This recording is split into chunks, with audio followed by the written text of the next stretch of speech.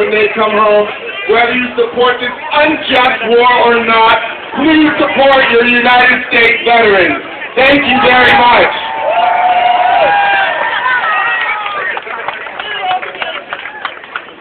Hello, my name is Jordan Towers. I enlisted in the Marines in 2003. I was an infantry Marine when I was in Iraq. For a long time, I believed the lies of our administration, and I believed what we were doing in Iraq, and I saw it differently. When I went there, I found out we weren't promoting freedom, we weren't promoting democracy, and that's when I became against the war. And that's why I'm here speaking again today, to let you guys know about all the things that we did in Iraq. I'm going to tell you a short story about why I still feel guilty about some of the things I did. One of the major things we do when we're in Iraq is we would shove people out of their homes in the middle of the night, and oftentimes I'd stick my M16 with a grenade launcher attached to it in a child's face. And we did this on a nightly basis, and I started thinking that this isn't promoting democracy, and this is probably breeding more terrorism than anything else.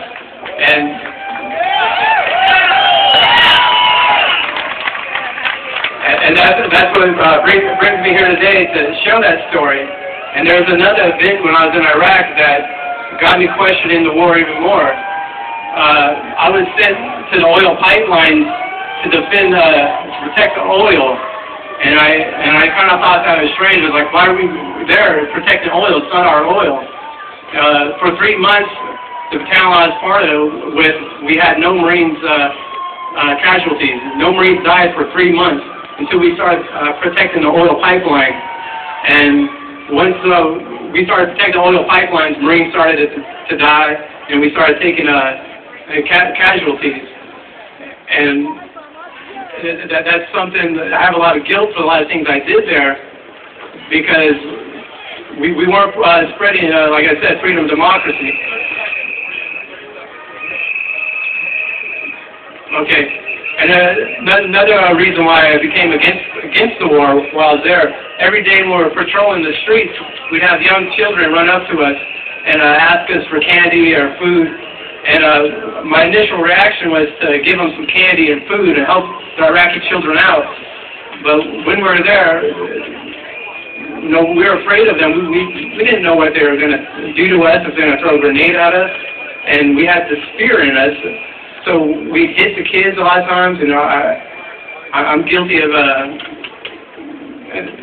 just doing some things to children that we shouldn't have been doing. But when you're forced in a situation where you're scared and you don't know whether you're going to live or not, you do things that you're not proud of. And that's all I have to say now. Thank you. I just got, in March of last year, I refused to deploy to the war in Iraq.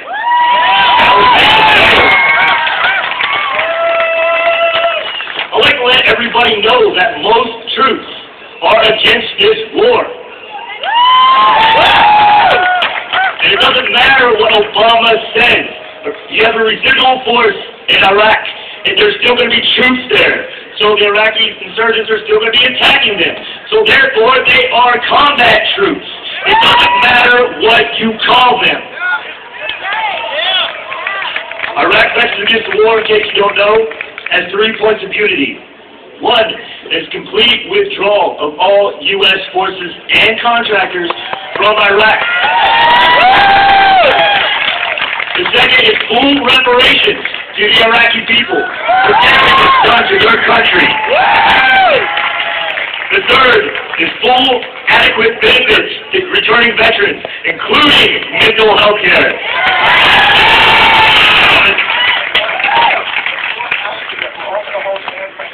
My name is Muhammed, Abdullah, stationed here at Integrated Support Command Alameda. I served between 2003 and 2005. First of all, I'd like to defuse a lot of lies that people have about the Coast Guard.